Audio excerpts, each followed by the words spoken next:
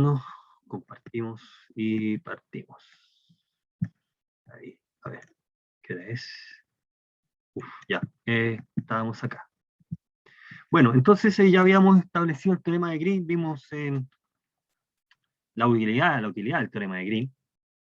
¿Ok? Y lo que vamos a hacer es ver una extensión, que es interesante en sí, ya hicimos los cálculos, nos queda un ejemplo.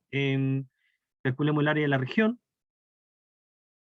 Dice, use el teorema de Green para hacer algo.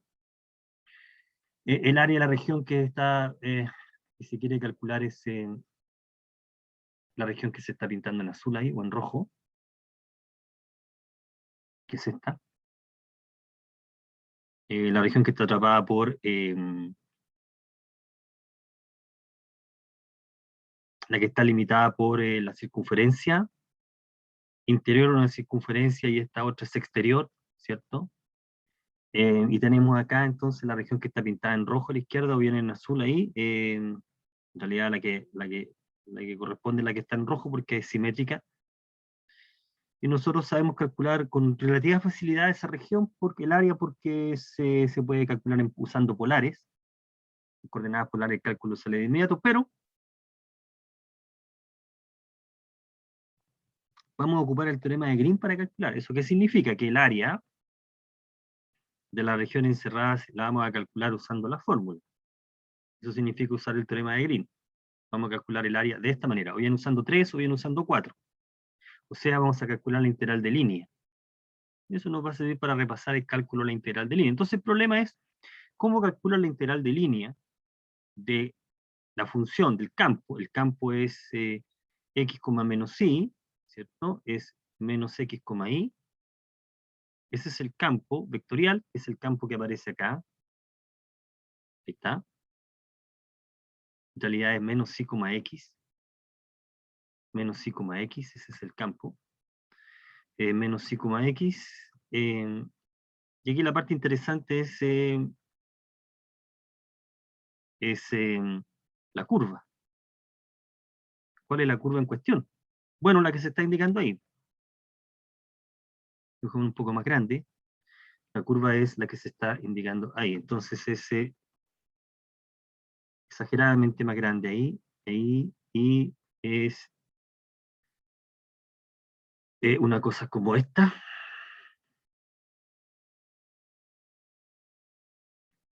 Salgo ahí. No me quedo simétrica, voy a tratar de hacerla simétrica. Entonces la curva en cuestión es esta. Vamos a aplicar el teorema de Green para calcular la integral de línea a lo largo de esa curva cerrada. Es esta la curva que estamos considerando. ¿Okay? Bueno, entonces lo que queremos hacer es parametrizar esa curva. Pues eso es lo que vamos a hacer. Entonces lo que vamos a hacer, vamos a llamar a la frontera de R, ¿sí? Los puntos de intersección de las dos circunferencias son como es A, A y menos A, A, punto de intersección. Y la frontera de la curva cerrada, C, que está orientada positivamente, la unión de dos curvas. La primera curva es, bueno, es la circunferencia, la porción de circunferencia que va del punto P a Q. Vamos a llamar P a este punto, Q a este punto. Este es A, este es menos A, y este punto que es común para ambas es A. ¿Sí? Entonces la curva está orientada positivamente, la unión de las curvas C1 de P a Q y C2. Este es C1, de acuerdo con esa información, esta sería C1. Esta parte es C1. Y la otra curva es C2. Pintémosla con no. Ahí. C1, C2. C es C1 más C2, o C1 hundió C2. Ahí está la orientación. Entonces uno parametriza las dos curvas. Entonces vamos a parametrizar la primera, que está dado por eso. Aquí usamos polares, ¿cierto? X es igual a coseno de t, y es igual a más A, ¿no? Seno de t. Esta es la curva C1. La parametrización de C1, el t se mueve entre 0 el t se mueve entre, ¿dónde? Entre 0 y pi. T se mueve entre 0 y pi. En 0 está parado en P, y en pi está parado en Q. Esta es la parametrización. Entonces, la que hay que parametrizar ahora es la curva C2. ¿Cómo parametrizamos la curva C2? Bueno, C2 es la curva x cuadrado más y cuadrado igual 2a cuadrado. Pero está parametrizada de una manera distinta. Vamos a achicarlo un poco aquí. A ver. ¿Cómo parametrizamos la curva C2? Entonces aquí, la curva C2, estamos pensando en esta. Dibujémosla de esta manera. Es esta porción. Ahí. Q, P, en ese orden. Está orientada en sentido negativo, entonces lo que vamos a considerar nosotros es la curva en sentido positivo. No vamos a considerar C2, vamos a considerar esta curva. De ahí, P, Q, esta. Llamémosla C estrella. Es esa curva a la que se mueve C estrella. Y vamos a parametrizar C estrella. ¿Ok? Entonces la parametrización de C estrella es esta.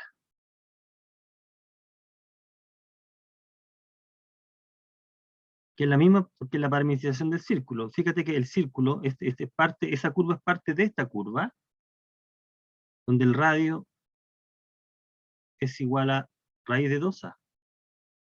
Por lo tanto, la parametrización es raíz de 2a coseno y raíz de 2a seno. Si se deja libre el parámetro t, entonces la curva la recorres de esta manera. Ahí está completa. Entonces nosotros tenemos que buscar los valores de los ángulos, de tal manera de describir justamente ese arco. Solo ese. ¿Entre qué tiene que variar t para que describir solamente ese pedazo de arco? Bueno, ¿y entre qué varía? En los puntos de intersección. Tomamos los puntos de intersección, que son A, A y menos A, A, y los expresamos en polares. Y la representación en polares de esos puntos son los que aparecen ahí. O sea, ese punto P y ese punto Q, sus coordenadas polares tienen este ángulo y tienen este otro ángulo. Por eso que, en este caso particular, T, el parámetro T está midiendo el ángulo. O sea, T es el ángulo polar. Entonces, cuando T es igual pi cuarto, estás parado en P, y cuando T es 3 pi cuarto, estás parado en Q, con esta parametrización, con esto, ¿no? Así que el T tiene que variar entre pi cuarto y 3 pi cuarto. Si el T varía entre pi cuarto y 3 pi cuarto, está describiendo esta porción, que le llamamos estrella. Entonces, ¿cuál sería la curva C2? Sería la curva C estrella, pero en sentido inverso. Bueno, eso hay muchas maneras de anotarlo, lo podemos anotar así. O la podemos anotar con una barra arriba. ¿Mm? Esta es la curva C2, que sería en el sentido que nos está interesando, que sería esta, ¿no? Es esa. Entonces, desde el punto de vista del cálculo de la integral, nosotros podemos encontrar explícitamente la parametrización. Recuerde que si alfa de t es una curva, ¿sí?, que conecta el punto A y B alfa de B, donde t en el intervalo AB, entonces tenemos menos la curva, lo voy a anotar de otra manera, esta curva, la parametrización es alfa A más B menos T. Si cambiamos el parámetro por eso, entonces esta curva tienen la facultad de que la imagen es la misma imagen de alfa, o sea, la curva es la misma, pero cuando te paras en A, llegas a B. Y cuando te paras para T igual B, llegas a A. O sea, lo que estás haciendo es recorriendo la curva, pero en el sentido inverso. Entonces, esta es la parametrización explícita. Tengo la parametrización cambio A, cambio T, por A más B menos T, en mi fórmula, y obtengo la misma curva, la misma imagen, pero en sentido inverso. Bueno, podemos obtener explícitamente esa curva, pero no es necesario en este caso porque cuando nosotros calculemos la integral a lo largo del contorno de C, del campo, correcto, esa integral va a ser, como C es la suma, va a ser la integral de C1 más C2 de f de R, y esto sabemos que es la integral de C1 de f de R, donde f es el campo que nos da el área, más la integral de C2 de f de R, y este es el único que hay que cambiar, porque esta integral, con esta elección de la curva, nos va a dar menos esta integral.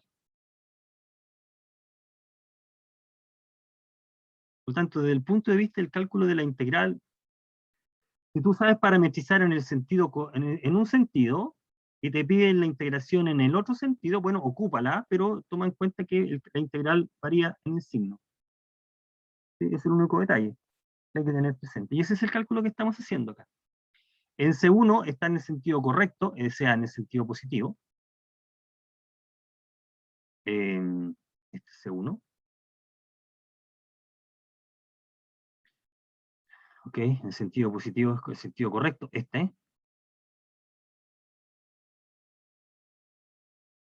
C1 está bien ahí.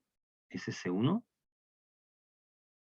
El sentido correcto es el sentido dado por el teorema de Green. Entonces lo que estamos haciendo es simplemente, ahora que entendemos el fenómeno, ya podemos decir el cálculo de la integral de línea.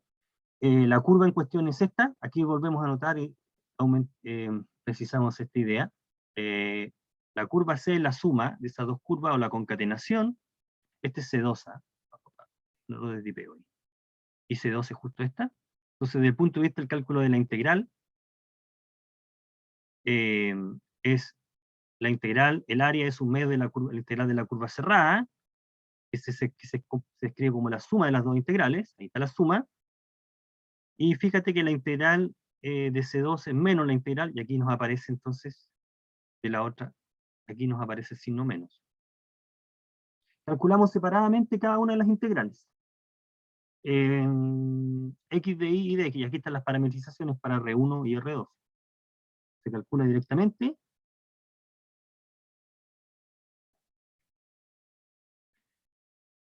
Y llegamos a que el valor del área es A cuadrado. Ese es el valor del área de la porción encerrada. Bueno, este es un ejemplo que estamos usando el teorema de Green para calcular área, pero en este caso es mucho más eficiente calcularlo directamente, ¿no? Con la integral doble y polares.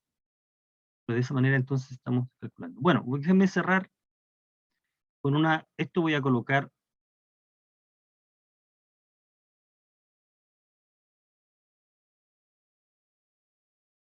podríamos decir que es opcional, pero la idea es bastante simple, lo voy a explicar acá. Pues se puede aplicar el teorema de Green a regiones como las que se están indicando ahí. Estas regiones no son simplemente conexas. Recuerda que el teorema de Green dice que si una curva encierra una región que está enteramente contenida en el dominio, entonces la integral es como se está indicando. Pero fíjate que en este caso, el dominio no está considerando lo que está encerrado por C2. Estamos viendo este dibujo. Por lo tanto, esta región no es simplemente conexa. El teorema de Green no se puede aplicar directamente. Aquí hay un agujero, aquí hay dos agujeros y aquí pueden haber más. 3 agujeros, 4. Estos se llaman regiones múltiplemente conexas. Uno puede precisar qué se entiende por múltiplemente conexa. Y uno dice una región es múltiplemente conexa cuando tienes una curva que es como la más grande, dice si tienes una curva como grande, que contiene todas las otras curvas, vamos a llamar C1 la primera curva, todas las otras están contenidas ahí, ¿sí? Dos curvas cualesquiera no se intersectan. Aquí tengo una curva C2, por ejemplo, y acá hay una curva C3, no sé, no tienen nada en común esas curvas, pero además,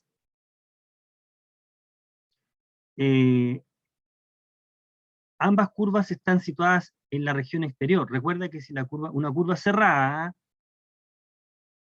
divide el plano en dos pedazos, lo que queda dentro de ella y lo que queda afuera. Entonces estamos diciendo, dos curvas distintas quedan en el exterior de la otra, ¿sí? En el exterior de la otra, de cada una de ellas. Entonces tengo una situación como esta, ¿sí? Entonces, uno puede considerar esta región.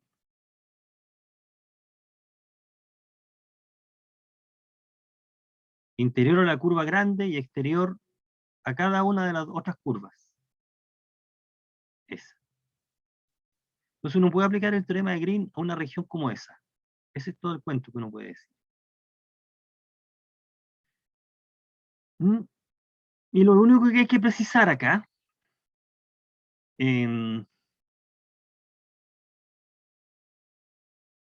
bueno, los interiores de cada una de las curvas son los agujeros, digámoslo con los agujeros.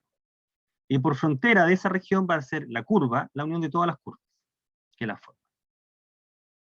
Entonces, lo único que hay que precisar aquí es qué se entiende por orientación positiva. ¿Qué se entiende por orientar una curva? A ver, la frontera de la región, esta es la región, esta es la región es esa, y la frontera es la unión de todas las curvas. Esa sería la frontera, lo que está punteado. Entonces, lo único que hay que precisar en este caso es qué debemos entender por sentido positivo acá. ¿Qué se entiende por orientación positiva de un objeto de ese tipo? Y esto es algo que vamos a ocupar más adelante. Por orientación positiva es recorrer las curvas de tal manera que cuando, o sea, tomar la orientación de tal manera que cuando tú caminas por la curva, la región te quede siempre a la izquierda. Bueno, eso se cumple, eso coincide en el caso que tú tienes una sola curva y tienes su región interior. Esta curva se puede orientar de dos maneras, o bien recorres de esa manera, o bien la curva la recorres de esa manera. Bueno, para la orientación se va a llamar positiva cuando tú al recorrer la curva, la región que queda atrapada por ella, te queda siempre a la izquierda. Es decir, si una partícula se mueve por aquí,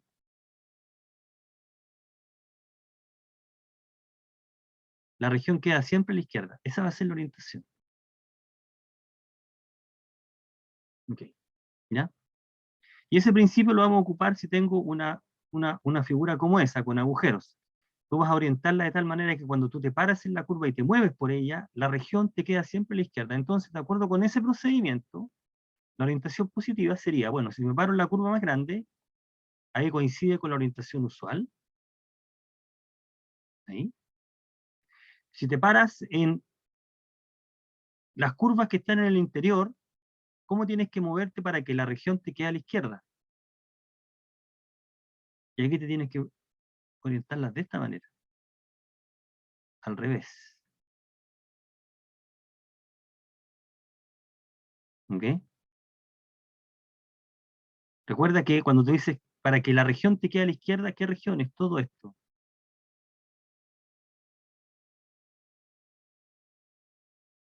Si tú caminas de esta manera, así, la región la ves siempre a la izquierda. Y te mueve de esa manera. Siempre está a su izquierda. Lo mismo pasa acá, ¿no? Si tú caminas de esta forma, la región que está en rojo siempre te queda a la izquierda. Entonces, esa sería la orientación de esa curva, de ese conjunto de curvas. Entonces, esa va a ser la orientación positiva que uno va a considerar. Si uno tiene un solo agujero, y está considerando la región que queda atrapada por esos dos curvas, tenemos con verde aquí, ahí, entonces la orientación de la frontera de ese conjunto, que es lo que la región que está atrapada, que la frontera es la reunión de la curva exterior y la interior, sería esta, mira aquí, sería esta, pintarla de este color, ahí.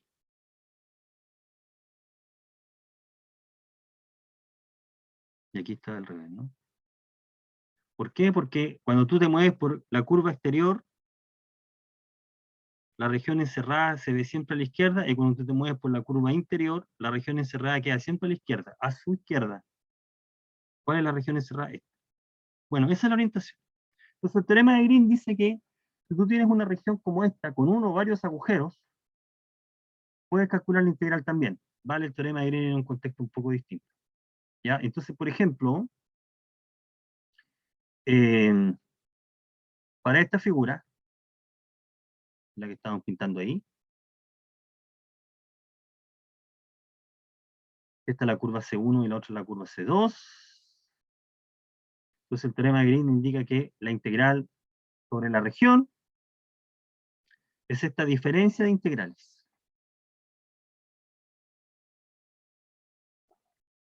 ¿Okay? Entonces esa sería la generalización, es una diferencia integral. Y lo único que hay que entender por qué es una diferencia.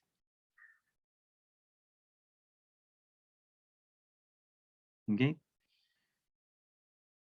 Y la idea aquí es simplemente eh, descomponer la región en dos pedazos, que se está indicando ahí. Si tú tienes,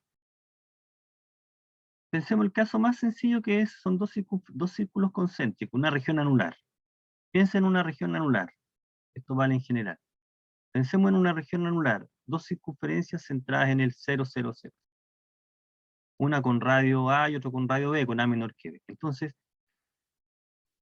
la región a considerar es esta, la región anular, esa que está ahí. Entonces nosotros podemos considerar hacer el siguiente corte.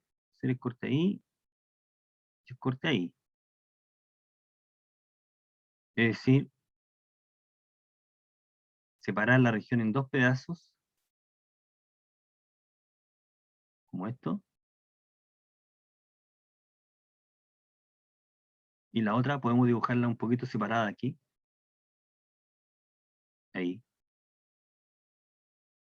Entonces un corte de esa manera, ahí, llegas a esto. Esta es la región S, que se puede descomponer en una región S1 y S2. Entonces lo único que es la unión de S1 y S2 te va a dar S. ¿Ok? Entonces, lo que estamos haciendo acá, esta es la curva C1, acá está la curva C2. Entonces lo que estamos haciendo es que la región S1, estas 12 líneas horizontales que parten la curva, que parten la región, la podemos parametrizar de la siguiente manera. Fíjate que vamos a parametrizar el borde de S1 y el borde de S2 de la manera que sea positivo, que tenga orientación positiva. Entonces, la orientación acá está dado por eso. Ciertamente, fíjate que acá es esa, y entonces hay que tomarlo de esa manera, ¿no? Tanto si tú partes en este punto, te das la vuelta completa y llega al mismo punto. ¿Sí? Y acá en S2 puedes hacer lo mismo. En S2 ya sabes que esta se recorre ahí, es para los lados. ¿Sí? S2 es así. Esta sabes que se recorre de esa manera. Y esta se recorre así. Así que tienes que tomar esa orientación para darte la vuelta, ¿no? Es decir, que si partes de este punto y sigues ese camino, llegas al mismo punto. ¿Ok? Entonces tú aplicas el teorema de Green, lo que estoy diciendo acá está puesto con detalle acá, simplemente tú aplicas el teorema de Green a cada una de estas regiones. voy a llamar gamma 1 al borde y gamma 2 al borde. Entonces uno tiene que el teorema de Green dice que la integral sobre S1 de n de x menos m de y de A, el teorema de Green dice que en la región S1, que esta que se porta bien, es la integral de línea y sobre el gamma 1 de m de x más n de y. Y también la integral sobre S2 de n de x más m de y de A es por el teorema de Green, esta integral. Gamma 2 m de x más n de y. Luego si tú sumas, esto es por Green. Esto es Green. Aquí es Green. Y el sentido de orientación es positivo. Entonces, si tú sumas a ambos lados, te va a quedar la integral de doble, el integrando el mismo de S1 más S2, pero S1 más S2 es S. Aquí estamos usando propiedad de la integral doble, n de x menos m de y de A, es esta suma de integrales. Gamma 1 más la integral de gamma 2. ¿Correcto? Y ahora lo único que hay que hacer es, gamma 1 es una suma de curvas. Es esta curva horizontal, ese segmento rectilíneo, más un pedazo de la curva C1, más un pedazo de la curva C2. Y lo mismo gamma 2. Con el único detalle de que estas curvas que están acá las voy a pintar de este color.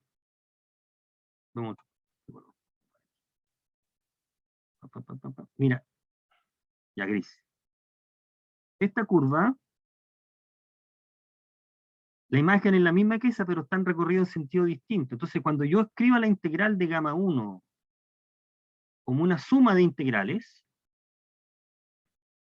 en alguna parte me va a quedar más la integral del segmento. Le voy a llamar gamma. Y en la integral de gamma 2,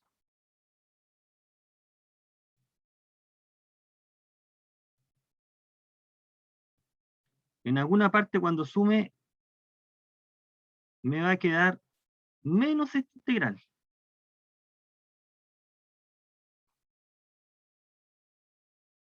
En gamma 2, porque la curva es la misma, pero están recorridos en sentido distinto. Entonces, al parametrizar, entonces cuando yo sume, estas integrales se cancelan. Y también va a ocurrir en esta parte.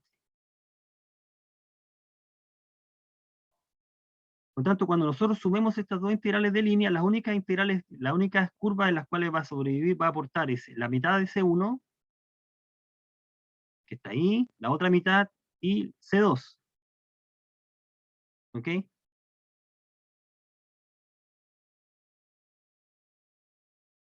Y entonces ahí aparecen menos porque C2 lo estamos tomando ambas con orientación positiva. Y por lo tanto queda de esa manera. Entonces, bueno, todo eso que estoy contando aquí está comentado ahí.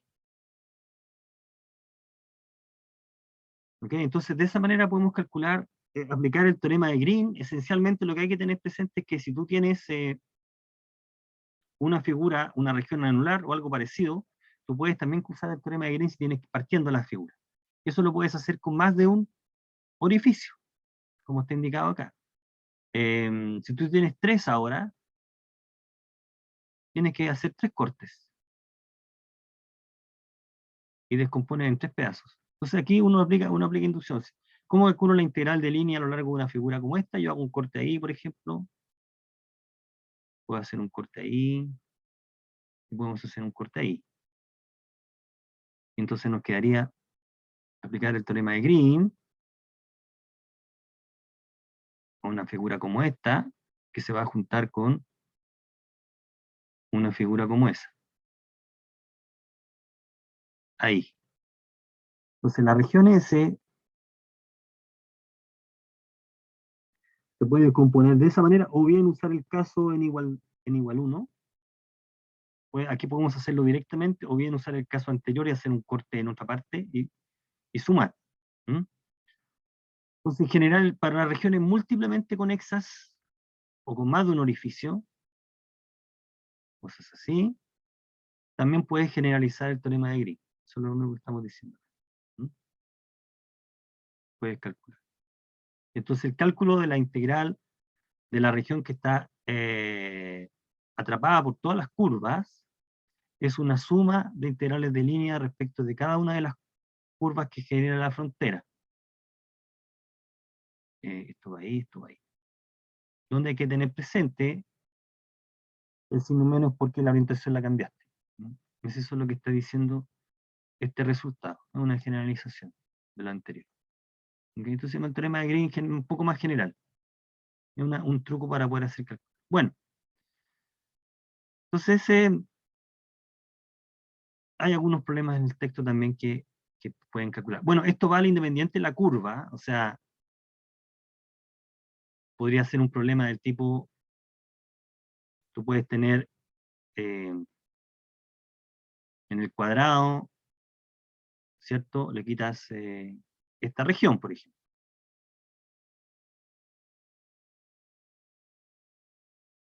Entonces quieres calcular la integral en esa región, ¿no? Ahí, ¿no? Esa es la región S. Bueno, da como exactamente lo mismo. Bueno, entonces ahí tenemos una generalización del teorema de Green que aplica en este caso. Bien, ¿qué es lo que vamos a empezar a comentar ahora? A ver, veamos esto. Oh.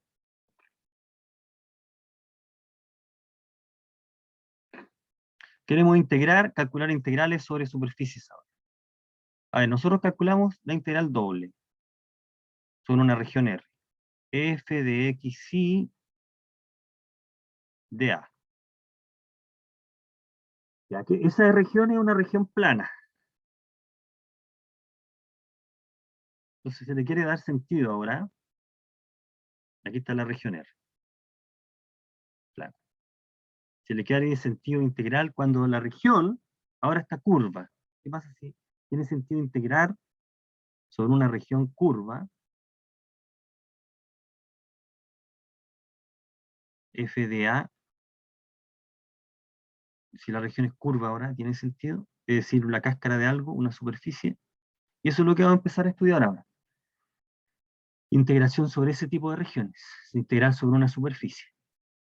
¿Ya? Entonces lo que hay que empezar a recordar aquí, al menos en esta parte, vamos a hablar de todos los elementos que necesitamos para poder introducir de manera satisfactoria la integral, es de alguna manera esto generaliza lo que hicimos en el caso del teorema de Green, vamos a ver más adelante.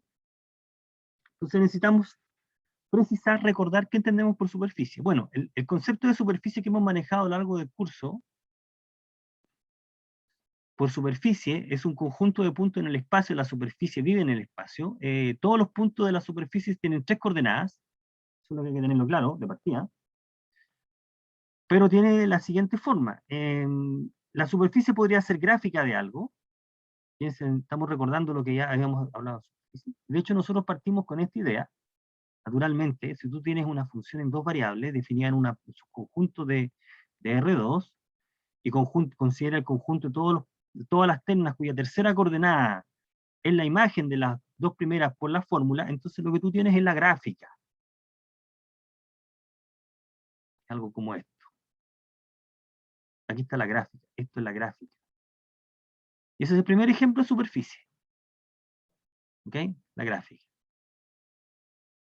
Para todos los puntos del dominio, donde está definida la función, que está en el plano, tienes la gráfica. Esta es una superficie, en este contexto. Conjunto de los puntos que verifica esa condición es una superficie.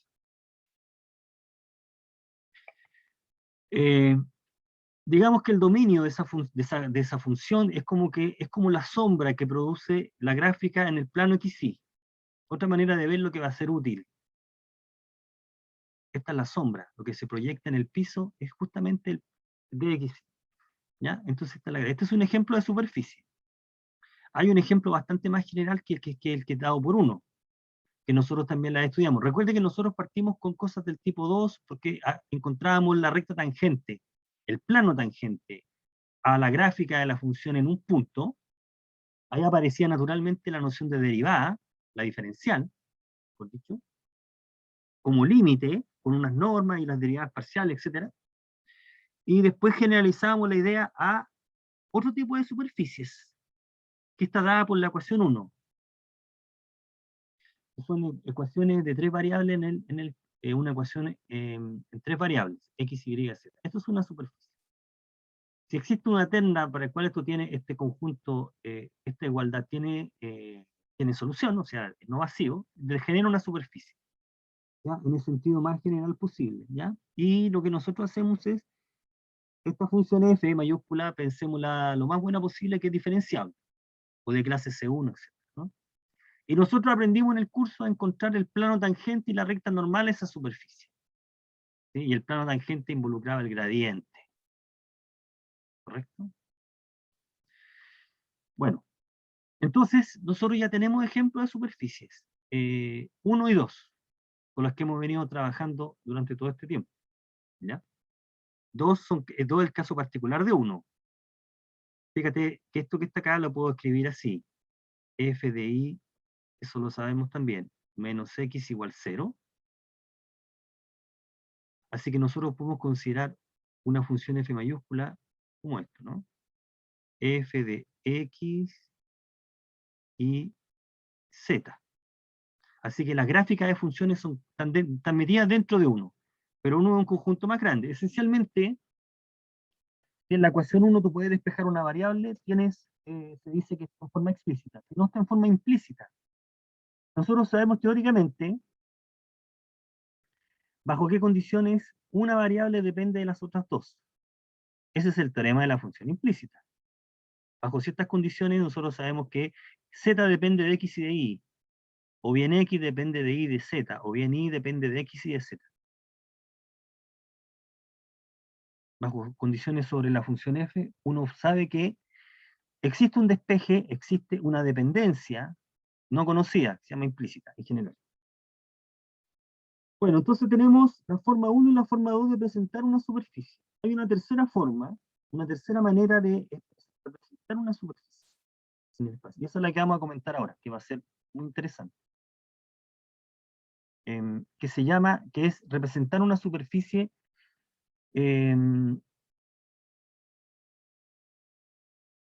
con parámetros, con dos parámetros. Fíjate que en el caso de 2, en realidad, a pesar de que un punto está en el espacio,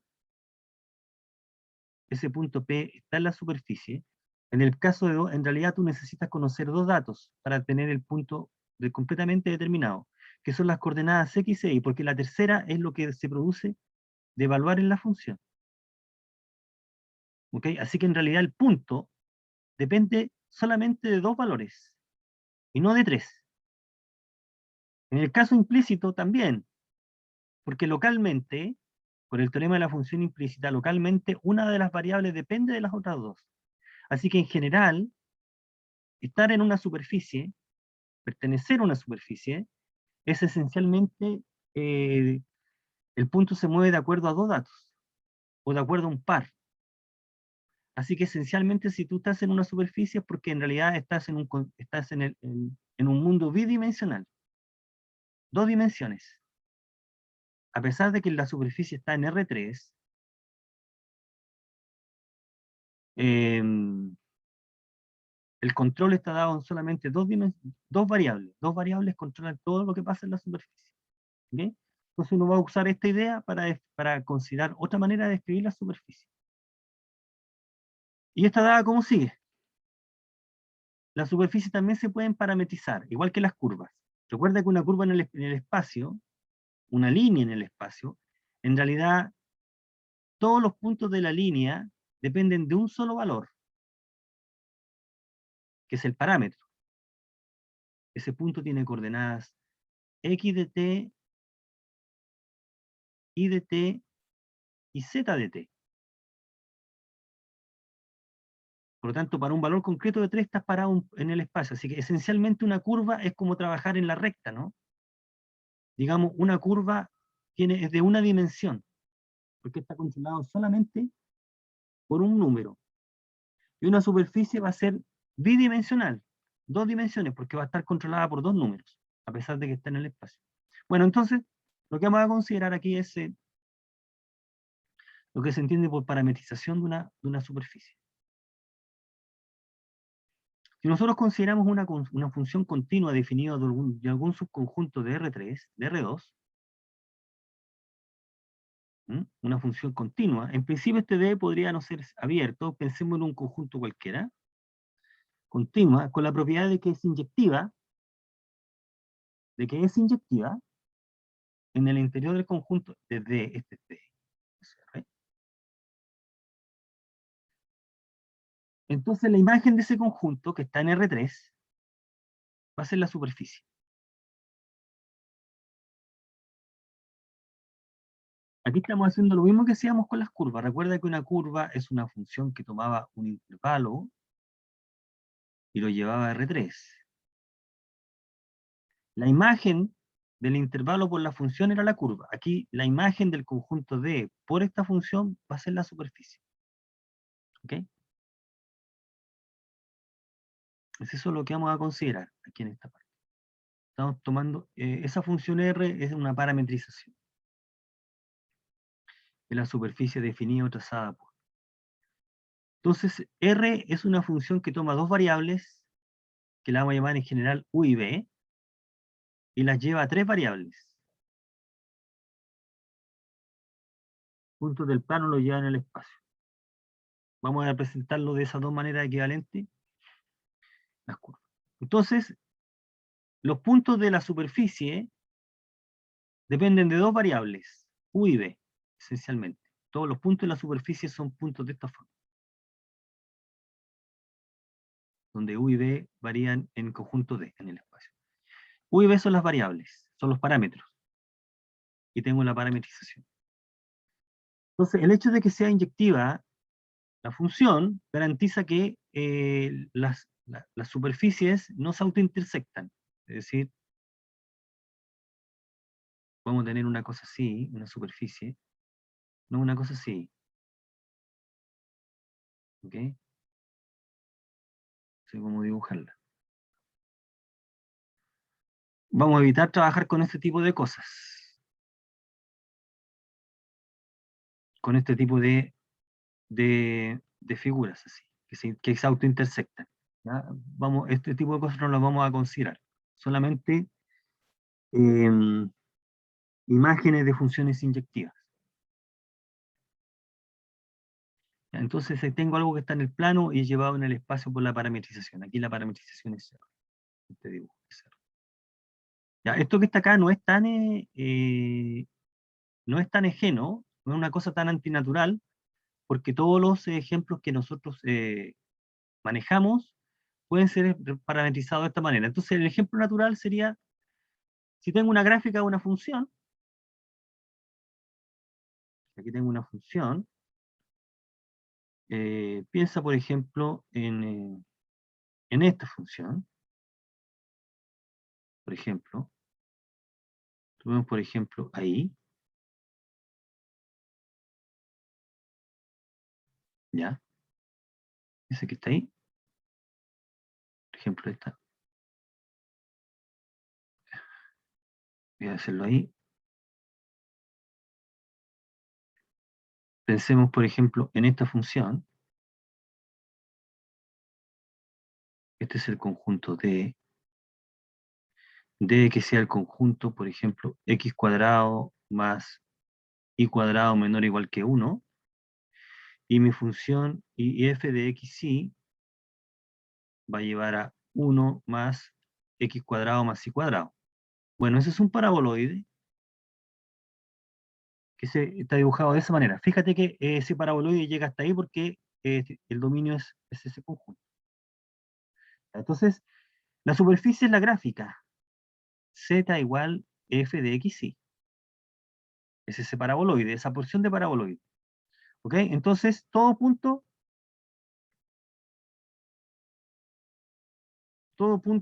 de la gráfica tiene tres coordenadas, X, Y su imagen. Así son todos los puntos. Entonces puedo naturalmente considerar una función que toma las dos primeras coordenadas y le asocia el punto completo. Ahí tengo una función de dos variables que he llevado a tres variables. ¿Dónde va a vivir esta función? En D. Esa función, la imagen de esta función, si nosotros llevamos a esta función, bueno, llamémosla R, la imagen del conjunto D por la función R es todo el paraboloide, S, esta superficie.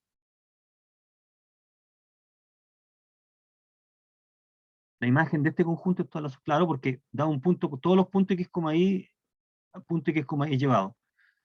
¿Sí? Aquí fíjate que este punto son las sombras. Si tú te paras en este punto, quiero dejarlo con negro ahí, la proyección es justamente ese punto. Este punto solo tiene coordenadas X, Y. La tercera coordenada es su imagen.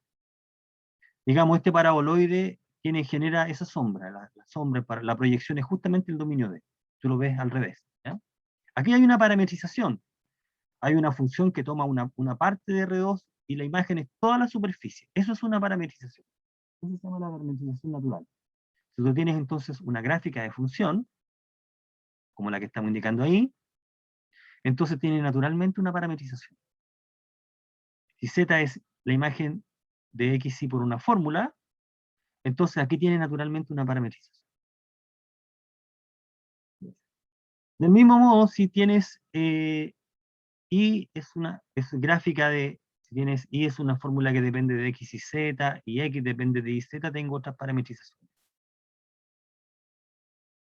¿Ok? Entonces aquí tenemos el primer ejemplo, un primer ejemplo natural de parametrización de una superficie. Así que si la superficie es gráfica, se puede parametrizar. Otro tipo de parametrizaciones que aparecen bastante con frecuencia son cuando tú expresas una superficie en coordenadas cilíndricas o esféricas. Por ejemplo, el cono. El cono es esta figura que está ahí. En realidad, esto que está ahí es un cono. ¿Sí? Aquí hay que tener un poco de cuidado con el lenguaje. ¿Ya? El lenguaje a veces complica un poco. Este es el cono que nosotros entendemos, este es el cono. ¿Ya? Este es el cono. Nosotros lo comentamos en la clase. Ese es el cono.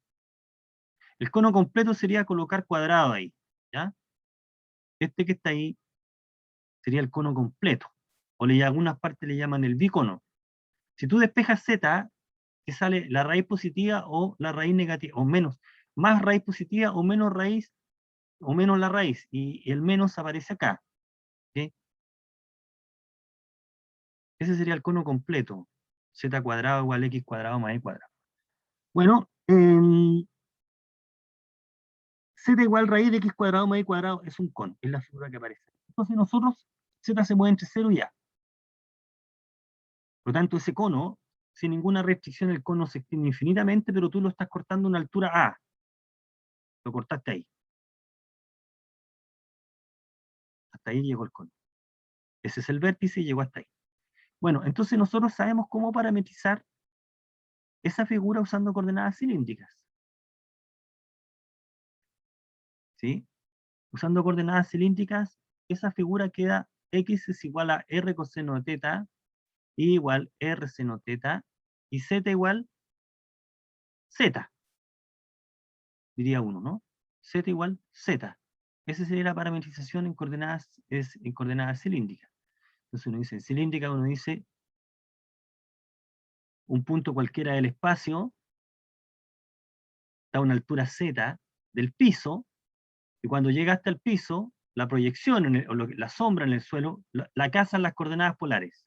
Eso es todo, ¿no? Ese punto que está en el piso, que es la proyección del punto original, de estrella, ¿cierto? Tiene dos coordenadas, y las coordenadas están dadas por X e Y, y la última coordenada es la altura.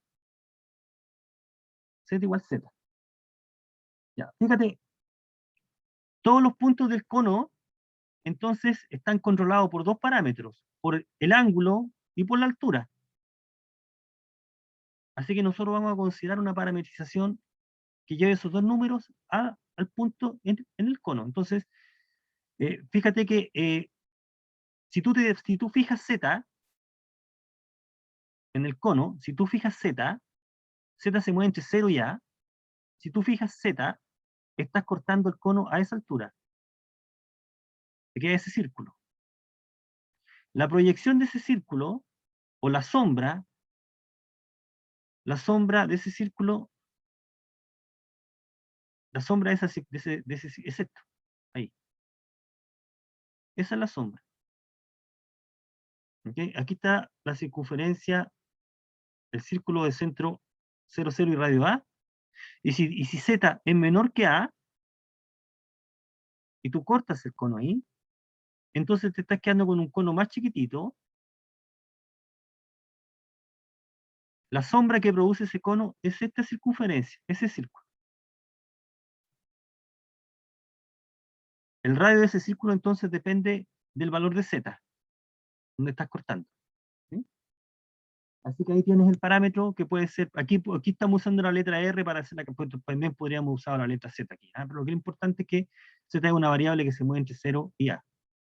Bueno, entonces aquí está la parametrización. R de teta, teta, Z. Aquí podría colocar Z, por ejemplo, ahí, ahí, ahí. Z igual a sí mismo. Z es Z. No, como lo mismo. Lo que es importante es que se entienda, no es tan importante la letra, sino el carácter, qué es lo que haces con ella, qué está midiendo. Aquí tenemos entonces la parametrización del cono. Esta es una parametrización del cono.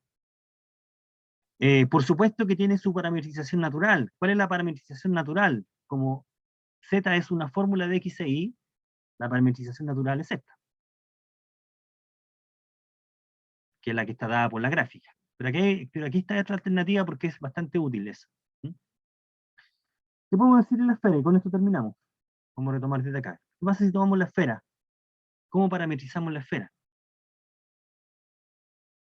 Sabemos nosotros, si nos paramos acá, cómo operan las coordenadas esféricas. Si tú te paras en un punto de la esfera, ¿cómo aplica las coordenadas esféricas? Las coordenadas esféricas dice consideran la distancia del punto al origen y tiene automáticamente un ángulo, ese ángulo, que es phi, y además tiene la proyección de ese punto en el piso, y por lo tanto tienes el otro ángulo, que es como el ángulo radial, dado por las coordenadas polares. Ahí está, tienes este otro ángulo, S, que es teta. Teta varía entre 0 y 2pi, phi va a variar entre 0 y pi, eso lo sabemos. Y ese punto, la distancia del origen al punto, es constante, A. Todos los puntos están a distancia A del centro. Por tanto, la parametrización, las coordenadas esféricas de la esfera, las coordenadas esféricas de todos los puntos de S son, como ya lo sabemos, A coseno, seno, A seno, seno, y Z es igual a A coseno. Este número está fijo. Este está fijo porque es el radio, el valor. Entonces, fíjate, naturalmente, aquí esto, X, Y y Z dependen solo de dos variables, teta y phi, donde teta varía entre 0 y 2pi y phi varía entre 0 y pi. Y entonces esto define naturalmente la parametrización. Entonces lo que estamos diciendo acá, que si tomo 2pi y pi, si aquí este es teta y este es phi, para un punto, teta, phi, la imagen por esta función va a ser un punto en la esfera. Y la imagen de todo este intervalo va a ser toda la esfera. Cubriste la esfera, la esfera fue imagen de esta, por esta función. ¿Ok? Tenemos esto entonces, esta información. Esa parametrización cubre toda la esfera. Ya, ¿qué pasa si nosotros quisiéramos usar... ¿habrá otra parametrización? Sí, pero el problema de la otra parametrización es que no la cubres completa. Si nosotros consideramos, termino con esto, que puedo despejar z, por ejemplo, si nosotros despejamos z en esta igualdad, nosotros tenemos dos fórmulas para despejar. Z es con raíz positiva y con raíz y con menos, más raíz y menos raíz. Entonces, esto determina dos parametrizaciones.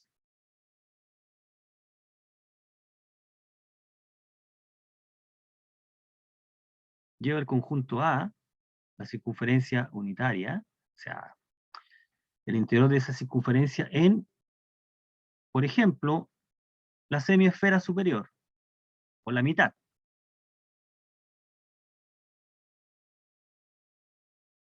Termino con esto. Ahí. Esta que está acá, digamos lo que podemos llamarlo S+. Esa es la cáscara, la imagen por la aplicación R1 es S+. No es toda la esfera. Y la imagen por la aplicación R2 es el hemisferio inferior. Ahí.